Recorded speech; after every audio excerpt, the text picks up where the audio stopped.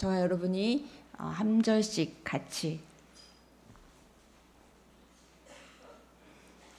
하나님이여 나를 지켜주소서. 내가 주께 피하나이다.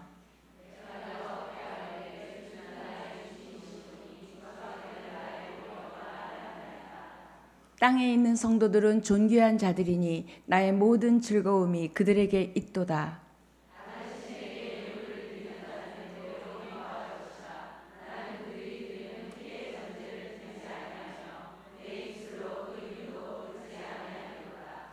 여호와는 나의 산업과 나의 잔의 소득이시니 나의 분깃을 지키시나이다.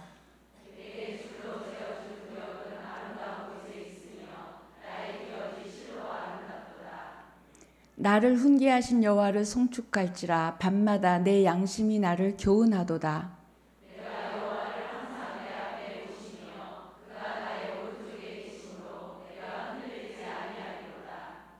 이러므로 나의 마음이 기쁘고 나의 영도 즐거워하며 내 육체도 안전히 살리니.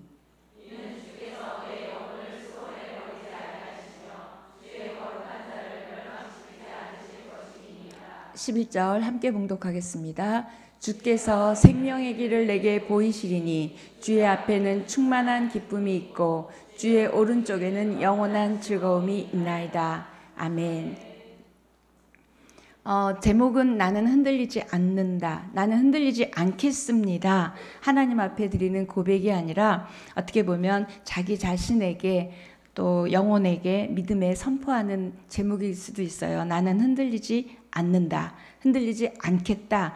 흔들리지 않을 것이다. 이런 여러 가지 의미를 내포하고 있는 제목을 붙였는데 그 제목은 아마 오늘 본문에 있는 나는 흔들리지 않으리니 그 본문을 그대로 옮겨서 제가 나는 흔들리지 않는다 또는 흔들리지 않습니다 이렇게 썼어요.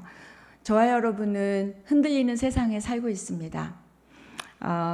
우리의 미래도 어떻게 될지 모르겠고 내 건강도 믿음도 또 무엇보다도 내 마음도 흔들리고 또 어떨 땐 참 좋은 관계였는데 관계도 흔들리고 늘 이 흔들리는 세상 속에 살고 있는데 근데 제일 중요한 건 우리는 상황이 흔들린다고 생각해서 불안해하지만 사실은 상황이 흔들리는 게 아니라 저와 여러분의 마음과 신앙이 흔들리는 게 문제예요.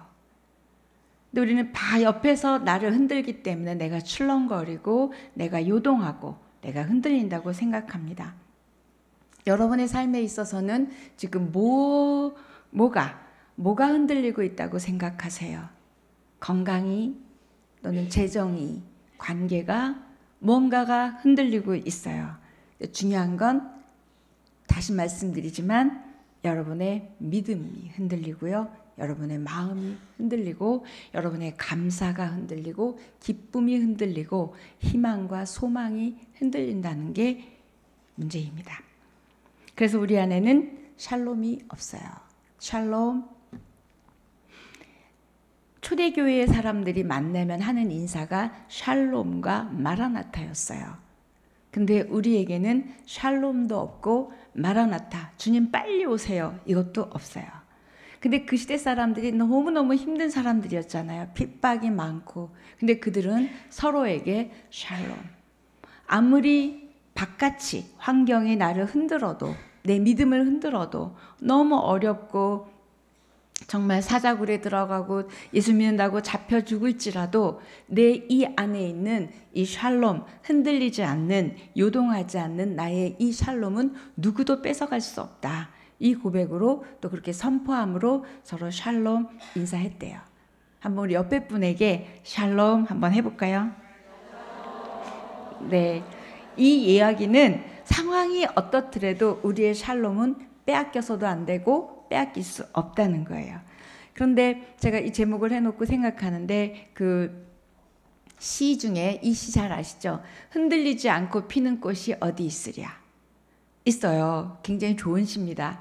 근데 이 시도 맞아요. 우리의 인생은 다 흔들리는 거예요. 그러면서 70대고 80대고 왔어요. 그런데 그러면서 결국 꽃이라는 거죠. 흔들리지 않고 피는 꽃이 어디 있으랴. 이거는 그런 종류의 시지만 사실 신앙은 그렇게 흔들리는 상황이었어도, 상황은 흔들렸어도 내 영혼과 내 믿음과 내 마음은 흔들리지 않아야 된다. 흔들리지 않겠다.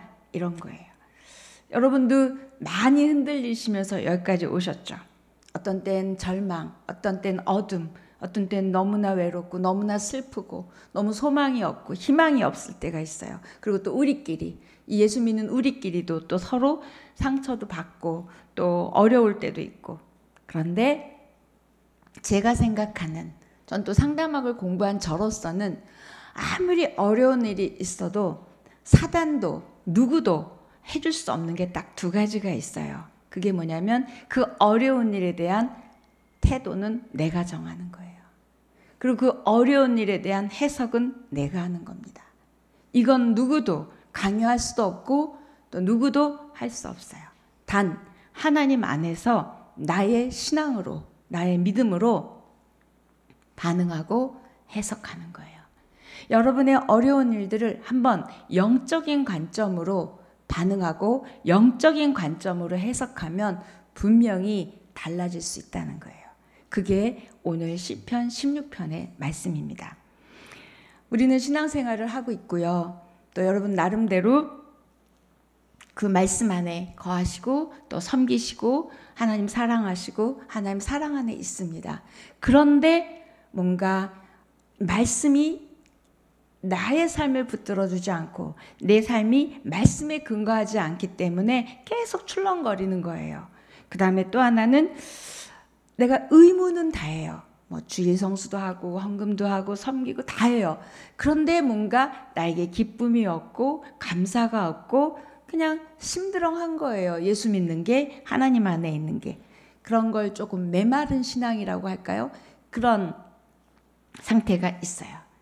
그냥 그날이 그날이고 오늘에 대한 감격과 기쁨과 감사도 없고 뭔가 그렇다. 그건 지금 내가 무엇에 의해서 흔들리고 있다는 거예요. 무엇에 도둑맞고 있는 여러분의 샬롬입니다. 또는 여러분의 믿음이 지금 도둑맞고 있다는 거예요. 그래서 한번 오늘 다윗은 그렇게 흔들리는 그런 상황 가운데서 어떻게 했길래 이렇게 흔들리지 않는 신앙을 할 수 있었고 하나님을 찬양할 수 있었을까? 그래서 그 쭉 보면 이 흔들리지 않는 믿음, 흔들리지 않는 사람의 특징이 무엇인지 다윗을 보면서 한번 거꾸로 이 사람은 이렇게 했구나를 보면서 우리가 나는 이게 부족했구나 한번 점검하는 시간이었으면 좋겠습니다. 초대교회 그 힘들었을 때 그때 베드로 그다음에 바울이 설교할 때 이 시편 16편을 인용해서 설교한 게 사도행전에도 나와요. 놀랍죠? 이 시편 16편의 고백을 가지고 베드로도 설교할 때 인용했고 그다음에 바울도 인용했습니다. 그게 16편이에요. 굉장히 유명한 시입니다. 16편은 1절부터 11절까지 되어 있는데 앞부분 1절부터 6절까지는 지금 내 현재의 상황이에요. 그 다음에 7절부터 11절 뒷부분은 미래에 대한 확신입니다. 지금 나는 힘들지만 또 지금 나는 흔들릴 뻔했지만 나는 분명히 미래에는 이럴 것이다 라는 미래에 대한 확신과 소망이요. 근데 그 미래에 대한 확신과 소망이 어디서 나온 거냐면 하나님으로부터 근거한다는 거예요.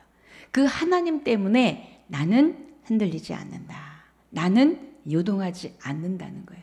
상황이 달라질 것이기 때문에 무조건 좋아질 것이니까 뭐 하나님 잘해 주실 거니까 이런 그냥 보통 사람 신앙인이 아니어도 할 수 있는 그런 무조건의 긍정 뭐 잘 될 거야 이렇게 하는 게 아니라 하나님이 어떤 분이신지 알기에 그 하나님의 근거에서 오는 미래에 대한 확신입니다. 근데 1절 그 흔들리지 않는 사람의 특징은 첫 번째 어려움이 없어서 흔들리지 않는 게 아니라 1절 주께 피한다는 거예요. 와요 옵니다. 흔들릴 일들이 그런데 뛰어서 주께 도망가서 숨는 거예요. 그 전능자의 그늘 아래 피하는 거예요. 우리 한번 1절 같이 읽어볼까요? 시작. 하나님이여 나를 지켜주소서 내가 주께 피하나이다. 이 얘기는 뭐냐면 어떤 일을 만나든지 하나님의 이름을 부르며 하나님 앞에 달려가겠습니다. 저는 하나님만이 이 문제를, 이 일을 해결해 주실 수 있는 분이라는 걸 확신합니다. 이게 주께 피하나이다. 몸만 피하는 게 아니라 이 피하는 그 근거는 내 영혼이 피하고 마음이 피하고 믿음이 피하는 하나님께 피하는 그 근거는 어떤 문제라도 문제를 해결하는 주체는 하나님이십니다. 이 고백이 주께 피하나이다.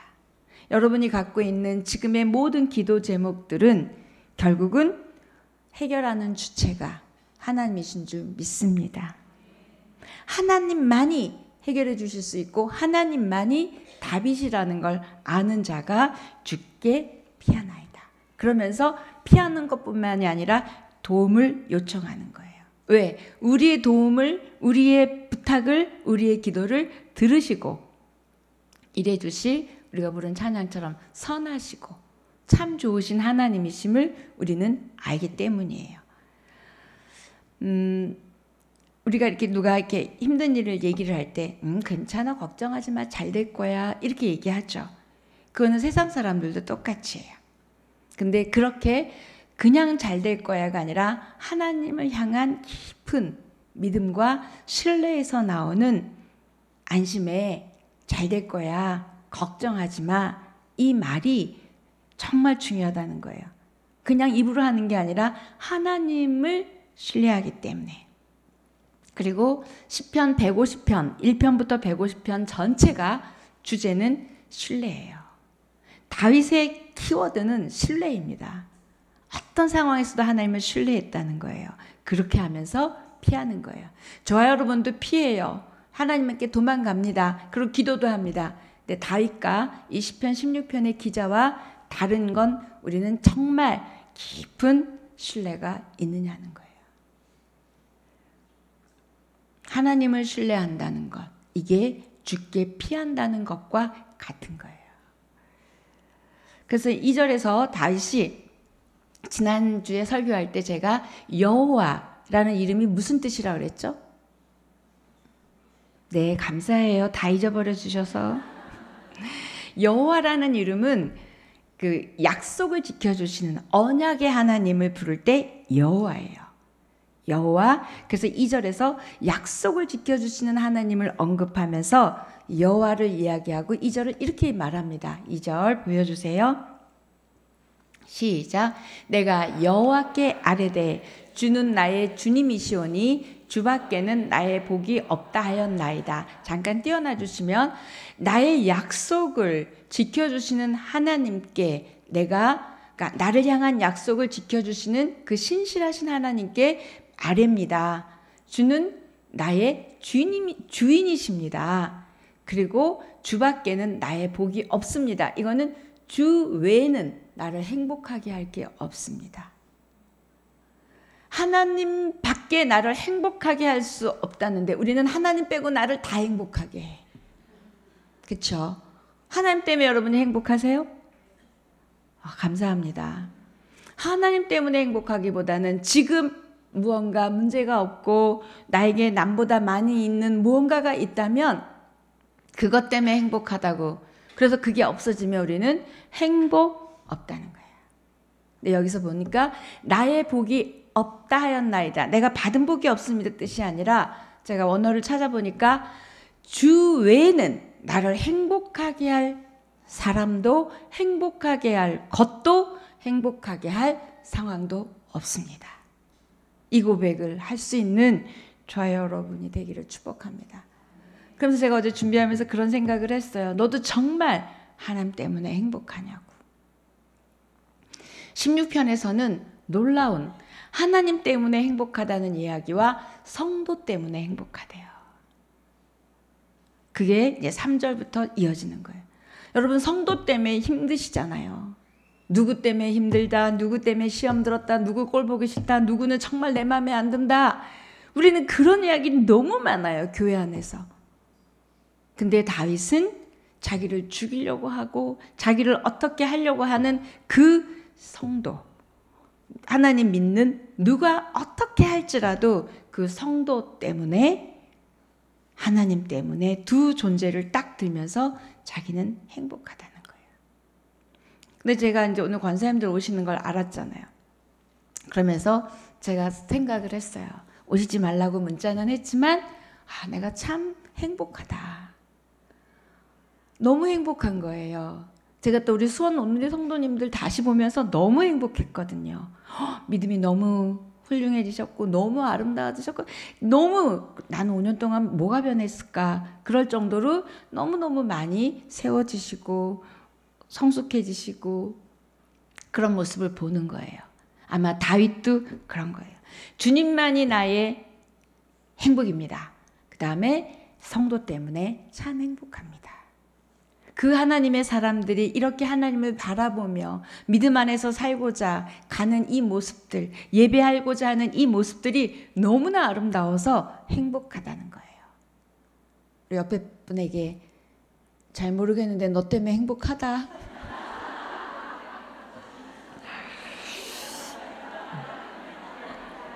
네. 네.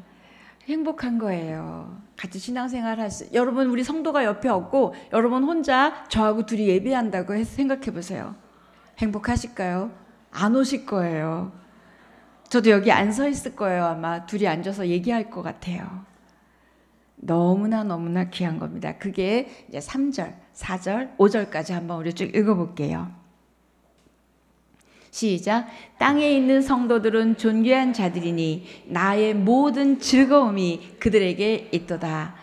다른 신에게 예물을 드리는 자는 괴로움이 더할 것이라. 나는 그들이 드리는 피의 전제를 드리지 아니하며 내 입술로 그 이름도 부르지 아니하리로다. 여호와는 나의 산업과 나의 잔의 소득이시니 나의 분깃을 지키시나이다. 자, 여기까지 보면 다윗은 힘들었어요. 그러나 흔들리지 않는 다윗은 중요하게 하나님만이 나를 행복하게 할 수 있는 존재라는 걸 알았고, 두 번째는 나랑 같이 있는 이 성도들, 거룩하게 구별된 하나님을 믿고 하나님을 사랑하는 사람들이 참 나에게 즐거움이다. 결국 흔들리지 않는 신앙을 가진 사람들은 하나님을 향하여, 사람을 향하여, 결국 하나님, 예수님이 또 하신 말씀도 하나님 사랑, 이웃 사랑이에요. 근데 오늘 말씀도 보니까 하나님을 향하여, 이웃을 향하여, 성도를 향하여 이런 마음이 있는 거예요. 우리는 내가 힘들면 사람도 귀찮아요. 그리고 잘 나가는 사람, 나는 힘든데 누가 잘 나가면 은근히 올라옵니다. 그 나는 뭐냐고요? 이러는 거 있죠. 그러지 않기를 축복합니다. 누군가와 비교하지 않고 그 사람이 하나님 안에서 세워져 가는 모습이 아름답다면, 그게 참 감사하다면 여러분은 이미 주께 피해 있는 지금 나의 상황도 그것에 의해서 흔들리지 않을 수 있다는 걸 다윗을 통해서 보여주고 있어요.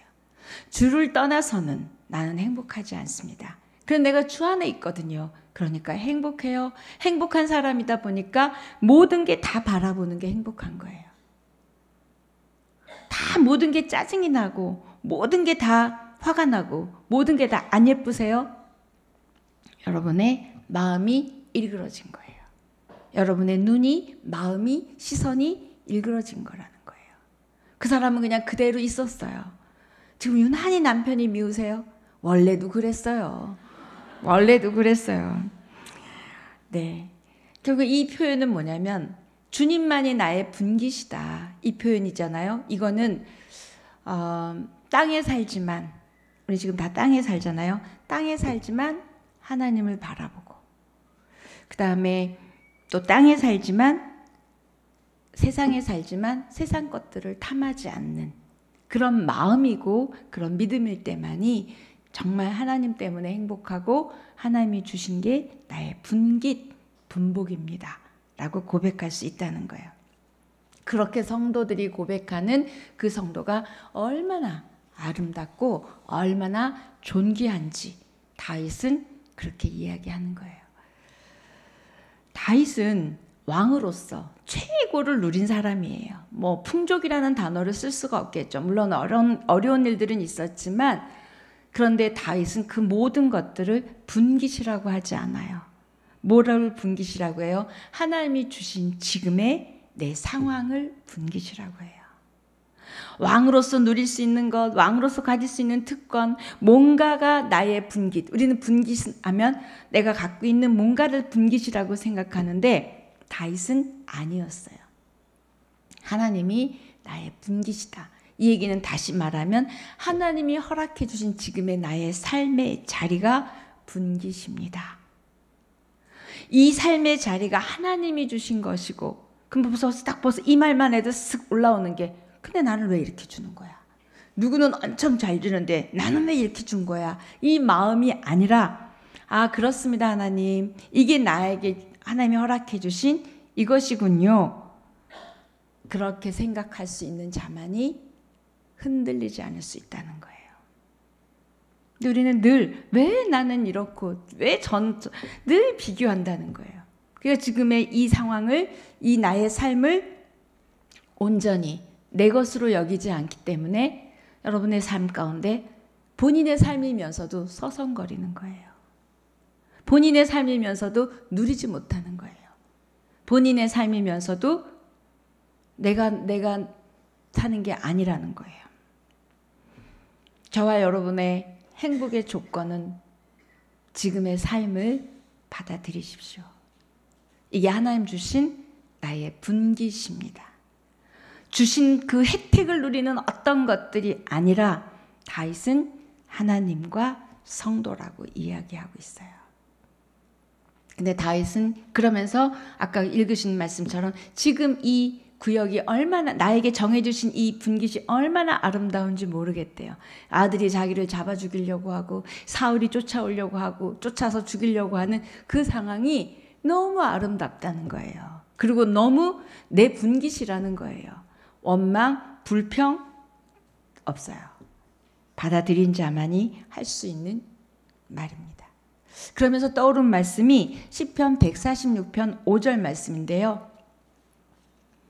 146편 5절 시작.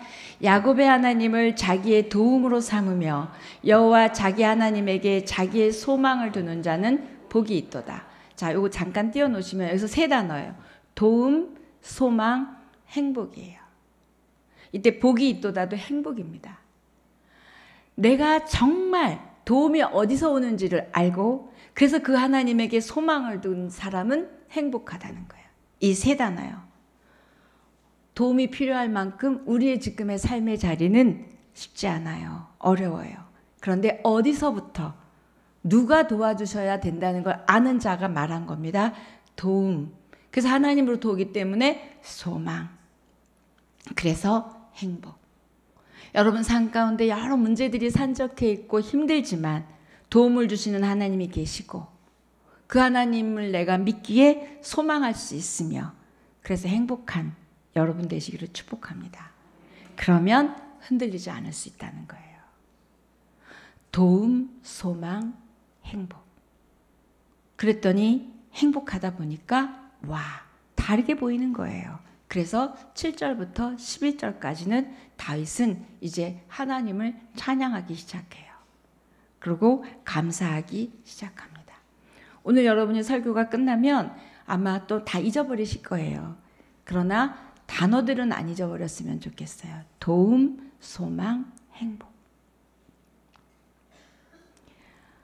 그래서 나하고 공동체, 사람들이잖아요. 나하고 하나님, 나하고 사람들하고도 행복이 연결되어 있어요. 다윗을 쭉 보면 아, 흔들리지 않는 사람은 이런 사람이구나. 하나님과의 관계뿐 아니라 성도와의 관계도 참 즐거워하고 기뻐한다는 거예요.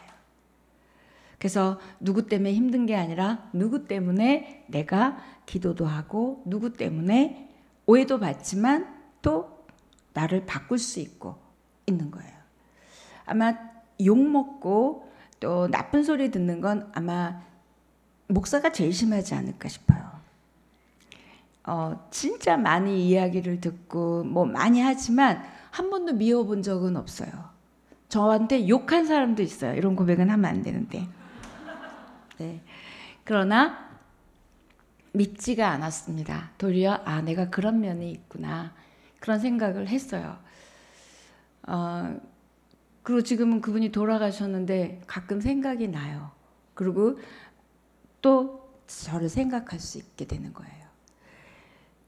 성도는 내 유익을 위해서 좋은 말만 해주는 그런 관계를 위해서 사람을 만나는 게 아니라 서로 귀하게 여기고 서로 그 안에 있는 하나님, 그 안에 있는 하나님이 그분을 사랑하시는 그 사랑으로 서로를 바라보고 믿어주고 기다려주고 기대하는 거예요.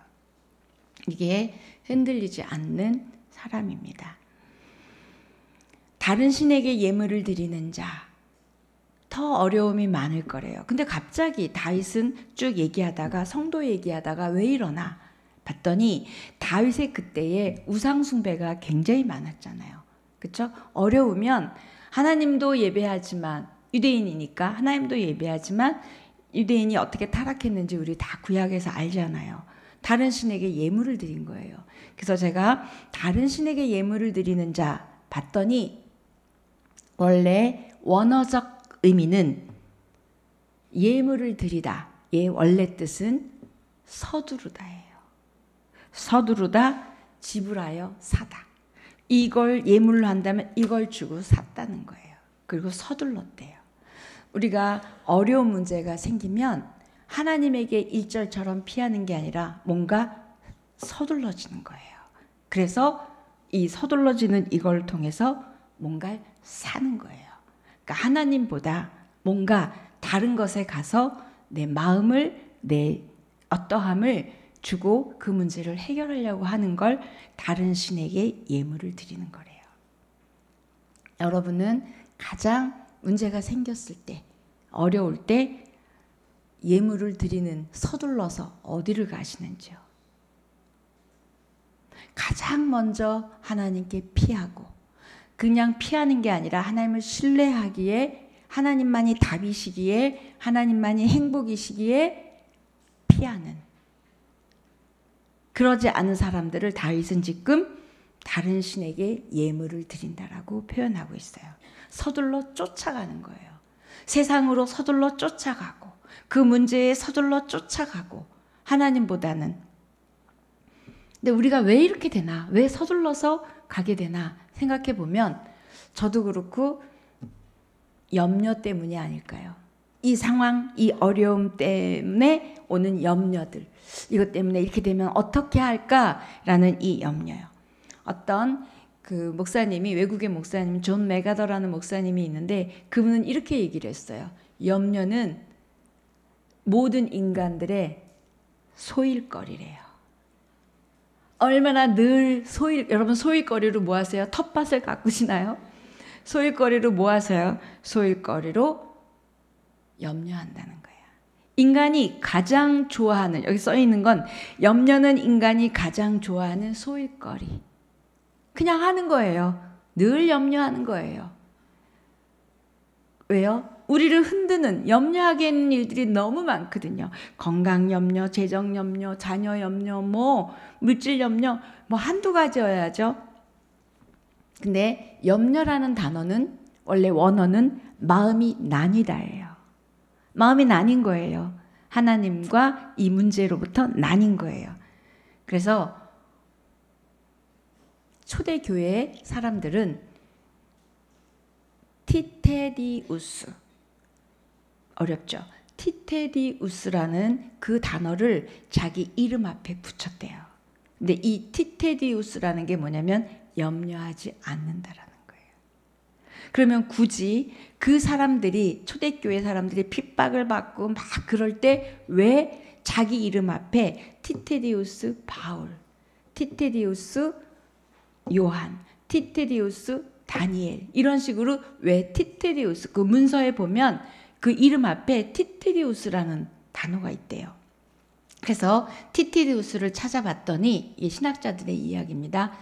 염려하지 않는 자라는 거예요.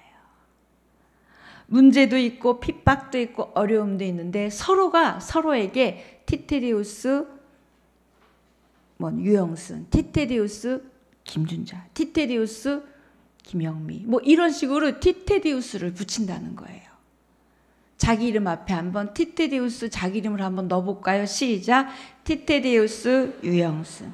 나는 더 이상 그런 일들로 염려하지 않겠다는 거예요. 굉장한 고백이죠.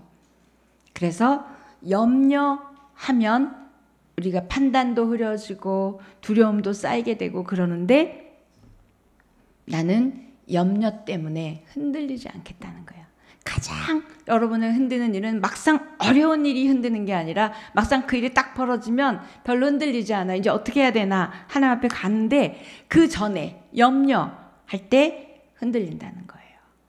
근데 이 염려가 얼마나 인간의 이 흔들리게 하는지를 벌써 초대교회 교인들은 알았어요. 그래서 티테디우스 바울이라고 얘기했어요. 이건 무슨 뜻이냐면 세상 사람들에게 자기네들을 핍박하는 사람들에게 세상에 얘기하는 거예요. 나는 어떠한 상황에서도 하나님을 믿기 때문에 티테디우스 유영순이라는 걸 말하고 싶었던 거예요. 너희들 그렇게 우리를 죽이려고 해봐라. 우리는 염려하지 않는다. 아무리 어려운 일이 있다 할지라도 나는 염려하지 않겠다. 이걸 그때의 로마 시대의 사람들에게 말하고 싶었던 거예요. 그래서 항상 자기 이름 앞에 티테디우스를 넣었다는 거예요. 왜? 그래야지만 흔들리지 않고 주님을 믿고 의지하고 이 땅 속에서도 하나님을 신뢰하고 있을 수 있었기 때문이에요. 그들만큼 흔들리고 그들만큼 무서울 수가 있었을까요? 우리는 지금 내 문제 때문에 흔들리고 내 문제 때문에 무섭지만 초대교인들은 예수 믿으면 무조건 죽였잖아요. 그 상황에서도 나는 염려하지 않겠다. 나는 흔들리지 않겠다라는 걸 지금 이야기하고 있습니다.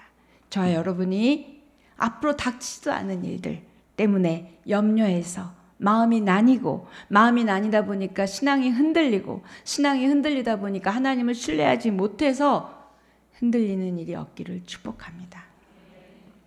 네, 이게 지금 이 다윗이 지금 이야기하는 거고 이 본문을 가지고 바울도 또 베드로도 이야기하고 있습니다. 자, 그 다음에 이제 7절 볼게요. 7절부터 11절까지는 이제 미래에 대한 확신과 소망입니다. 시작.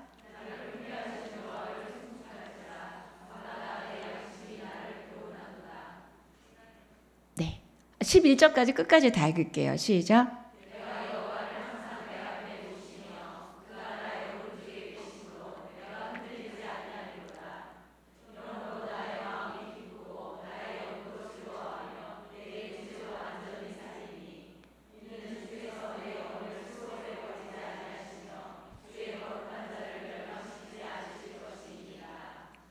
아멘.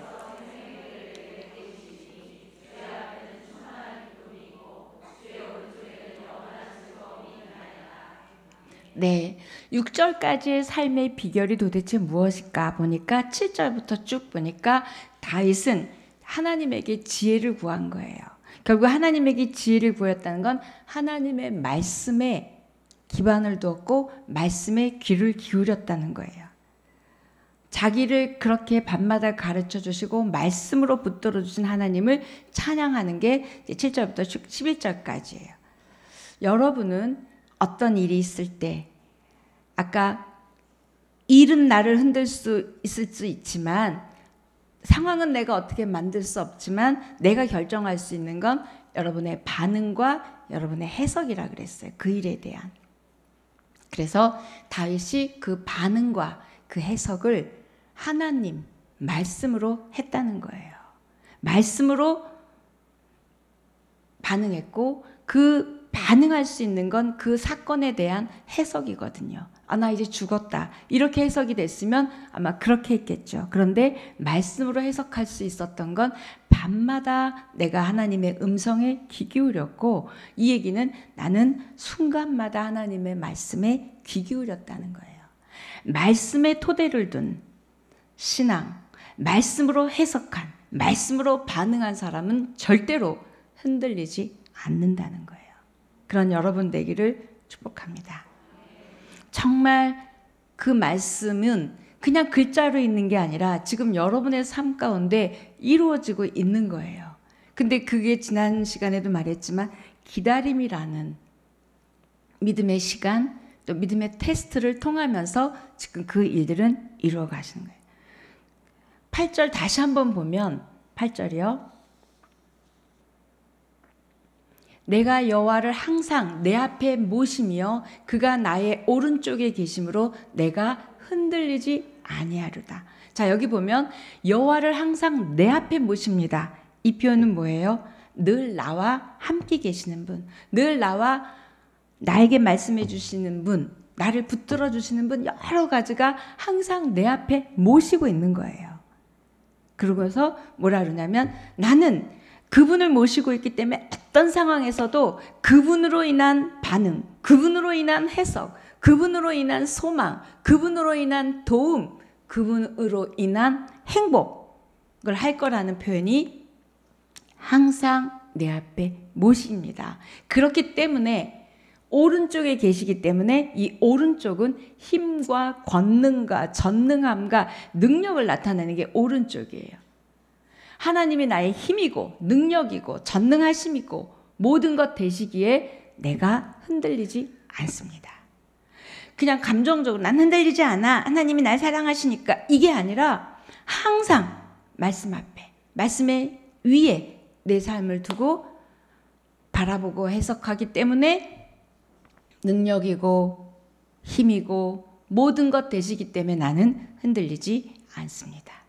저와 여러분도 8절처럼 이렇게 내 앞에 항상 하나님이 계시기에, 항상 하나님의 말씀으로 말씀해 주시기 때문에, 또 그 하나님이 나의 힘이고 능력이고 모든 것 되시기 때문에 나는 흔들리지 않습니다. 이 고백이 되시기를 축복합니다. 확신에 차세요. 흔들리지 아니하리로다. 이건 결단이고요. 그 다음에 확신입니다. 뭐 때문에? 말씀에 위에 자기 인생이 서 있기 때문이에요. 제가 목사하면서 느끼는 것도요. 정말 한 사람을 세우는 일은, 한 사람이 믿음 안에서 세워지고 어려운 가운데서 지지 않고 믿음으로 이겨내는 길은 말씀밖에 없어요. 말씀이더라고요. 오직 한 영혼을 일으켜 세우는 건 말씀이더라고요. 그분이 말씀을 붙들고 그 말씀을 믿으면 반드시 그 일은 하나님의 방법으로 하나님의 때에 끝난다는 거예요. 그러니까 확신이 있어서 저도 계속 말씀으로 얘기하는데 사람들은 저보고 뻥친다 그러잖아요. 뻥치는 게 아니라고요. 하나님의 말씀을 하셨어요. 그 말씀대로 여러분의 삶에, 제 삶에 행하실 줄 믿기 때문에 우리는 흔들리지 않고 요동하지 않을 수 있습니다. 아멘. 반석 위에 집을 짓는 사람, 우리 마태복음 아시죠? 산상수훈 끝에 가서 그 얘기합니다. 어떤 시련이 와도, 어떤 어려움이 와도 흔들리지 않아요. 이게 반석 위에 지은 집이죠. 근데 거기 보면 누구라 그래요? 그 말씀을 듣고 행하는 자라 그래요. 그 말씀을 듣고 믿기 때문에 행하는 자는 반석 위에 집을 지은 자래요. 이 표현은 다시 말하면 흔들리지 않는다는 거예요. 여러분이 앞으로 사는 삶 시간 동안 기쁘고 감사하고 좋은 일만 넘치실 거예요. 저는 그렇게 축복합니다. 그런데 행여 조금 어려운 일이 있을 수도 있어요. 그럴 때 오늘의 이 시편 16편 말씀처럼 나는 흔들리지 않을 것이다 라고 믿음으로 반응하고 믿음으로 해석하고 지금의 그 상황을 하나님 주신 것으로 여기고 아름답다. 하나님이 이 일을 통해서 어떻게 하실 것인지에 대한 도움과 소망과 행복이 넘치신다면 이미 여러분은 승리하신 거예요. 그 말씀을 로마서 8장 31절은 이렇게 얘기합니다. 없어요? 네. 하나님이 우리 편이시면 누가 대적하리요? 이거예요. 하나님이 나에게 그런 분이시라면 누가, 어떤 상황이, 어떤 문제가 그걸 빼앗아 갈 수 있겠습니까? 누가 나를 흔들 수 있겠습니까? 이 표현이에요. 누가 우리를 대적할 수 있겠느냐. 어떤 어려움도, 어떤 문제도, 어떤 누구도 여러분을 대적할 수 없고 여러분을 흔들 수 없음을 선포합니다. 아멘. 그 약속을 믿으시면, 로마서 8장 31절 같은 말씀을 믿으시면 그 말씀이 작동하기 시작하는 거예요. 그 말씀이 작동되면서 그 말씀이 나를 지켜주시고 그 말씀이 나를 붙들어 주시는 거예요. 그 붙들어 주시고 있는 한 붙들어만 주고 계시는 게 아니라 나의 오른쪽에 계신 나의 힘, 능력, 권능, 이 모든 것들이 되신 하나님이 하나님의 방법으로 일하고 계시다는 거예요. 아멘. 아멘. 네, 이럴 때 우리는 흔들리지 않을 수 있습니다. 왜요? 우리는 흔들릴 수 있지만 하나님의 약속, 하나님의 말씀은 흔들리지 않기 때문에 우리의 소망, 우리의 희망은 흔들리지 않고 더불어 그 소망과 그 희망을 갖고 있는 우리도 흔들리지 않는 거예요. 결론은 말씀이 흔들리는 게 아니고 하나님이 흔들리지 않기 때문에 우리도 흔들리지 않는다는 거예요. 그렇게 말씀 위에 서십시오. 그렇게 말씀을 붙드세요. 다윗은 그렇게 했어요. 하나님으로부터 또는 성도로부터, 그 다음에 지금의 나의 이 어려움과 이 상황이 나의 분깃이다. 너무나 아름답다. 하나님이 주신 그게 얼마나 귀한지 얘기하는 거예요. 어려울지라도 힘들지라도 그러면서 내가 밤마다 주님의 말씀을 듣고 밤마다 주님의 마음을 받았더니 와, 이렇습니다. 그래서 나는 흔들리지 않습니다. 그렇게 흔들리지 않게 해주신 그 하나님을 찬양하고 고백하는 게 뒤에 9절, 10절, 11절 말씀이에요. 나는 흔들리지 않는다. 다윗의 이 고백이 저와 여러분의 고백이 됐으면 좋겠고요. 이 고백이 여러분의 영혼 속에 새겨진다면 어떤 일들이 와도 우리는 믿음으로 이겨낼 줄 믿습니다. 제가 시를 하나 읽어드리는데 이거는 시라기보다 어떤 분이 쓴 글이에요. 근데 이분이 하나님을 믿는 사람인지 아닌지는 모르겠어요. 근데 제목이 뭐냐면 가장 강한 사람이에요. 흔들리지 않아요. 그럼 우리는 보고 오, 강하다 얘기하잖아요. 가장 강한 사람. 가장 강한 사람은 스스로 행복한 사람입니다. 마음이 밝고 생각이 깨끗하며 얼굴에 웃음이 가득한 사람에게는 어떤 유혹도 다가오지 못합니다. 어떤 슬픔도 마음도 시기도 그를 당할 수 없습니다. 그는 자신의 행복으로 남을 행복하게 하기 때문에 따라서 외롭지 않고 힘들지 않고 두려움도 없고 흔들림도 없습니다. 그는 사랑을 낳고 기쁨을 만들며 감사를 나누며 희망을 전합니다. 그는 스스로를 약하다고 생각합니다. 하지만 그는 진정 강하고 아름다운 흔들리지 않는 사람입니다. 여러분, 제가 이 글을 썼어야 돼요. 누가 썼는지. 네.